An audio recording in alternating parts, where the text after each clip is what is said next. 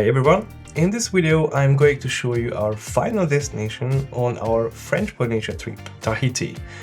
After those wonderful days in Moorea, the time had to come to make our way back to Tahiti, once again by ferry. Since I had gotten seasick on the crossing from Tahiti to Moorea, I figured the return trip would probably be more of the same. So in this time I stopped by a pharmacy beforehand and picked up some pills that were supposed to help with seasickness. They kind of worked, but I was still incredibly relieved when we finally arrived in Tahiti and I could step off that boat. Tahiti, or by its older name Tahiti, covers an area of 1042 square kilometers and is home to around 119,000 people. That makes it both the largest and the most populated island in French Polynesia.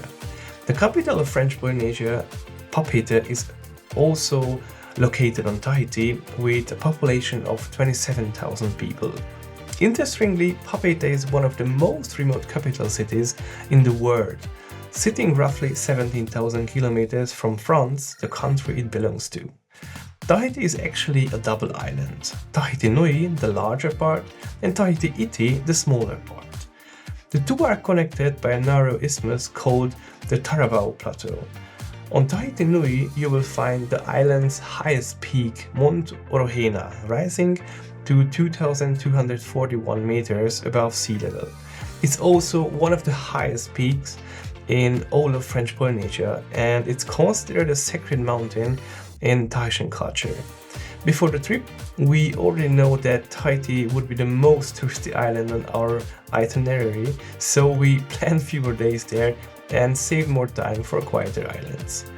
Let's say, even with our short stay, we will still manage to squeeze in a full day tour, which we booked for the very next day after we arrived.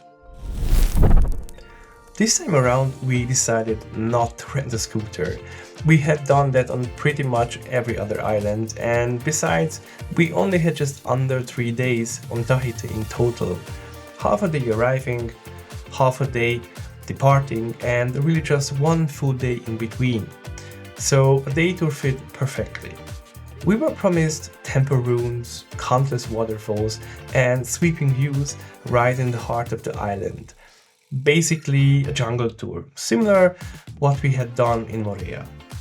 We got picked up as arranged, but before we could even head toward the island's interior, we had to drive through Papeete first.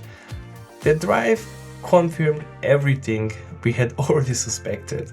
The island is incredibly touristy, even though we were traveling outside of peak season. Peak tourist season in Tahiti generally runs from June through August, so visiting outside of that window does give you a slightly calmer experience, though calm is still relative by Tahitian standards. But as soon as we turned away from the coast and started heading toward the center of the island, the landscape changed almost instantly.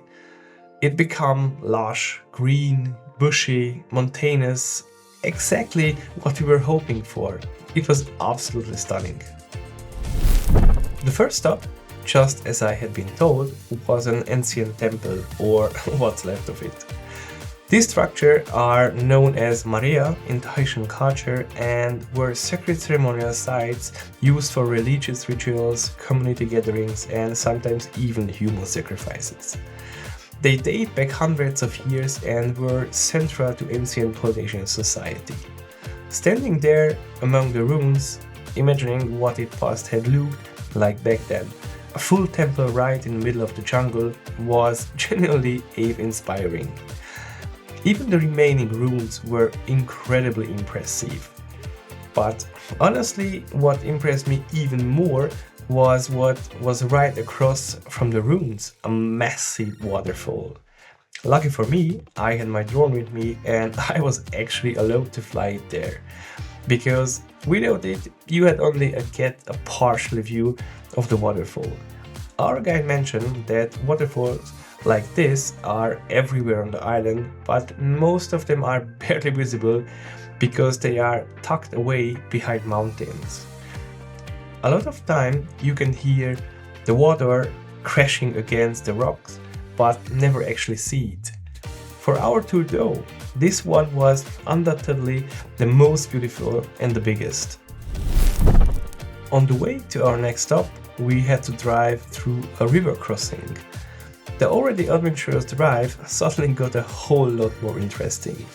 Our guide told us that after heavy rainfall, the river can swell so much that crossing it becomes impossible. There is a bridge, but it's pretty old and not really suitable for large SUVs or heavier vehicles. Tahiti sits in the South Pacific hurricane belt and can receive over 3000 millimeters of rainfall per year, mostly concentrated between November and April. So flooded river crossings are a very real possibility depending on when you visit. Along the way to the second stop, we spotted more waterfalls, hidden away, tucked into the mountains that stay green all year round. Our second stop turned out to be a river right in between the mountains. That's also where we had lunch, and after a great meal, we had the chance to take a dip in what, by local standards, is considered a cold mountain water.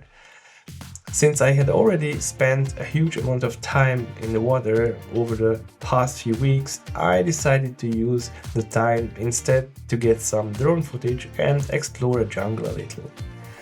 On the drive back to the hotel, we made a few small stops along the way, and by end of the day of it, we were both really happy with how the day had gone.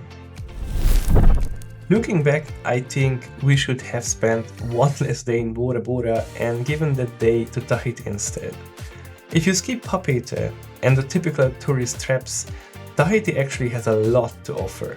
The interior of the island, what we got to see, it's absolutely beautiful. I would also strongly recommend skipping the big tour operators and instead supporting the locals. You will get a much more authentic experience and really see what the island is all about. Visiting French Polynesia had been a dream of mine for a long time, and looking back, I can honestly say it was absolutely worth it. I would recommend it to anyone, but lean towards the smaller and lesser known islands. In my opinion, they have so much more to offer than the typical tourist hotspots. And with that, the French Polynesia travel series comes to an end, but the channel journey continues. If you don't want to miss what's coming next, make sure you subscribe, drop a like, and let me know your thoughts in the comment below. See you soon. Peace.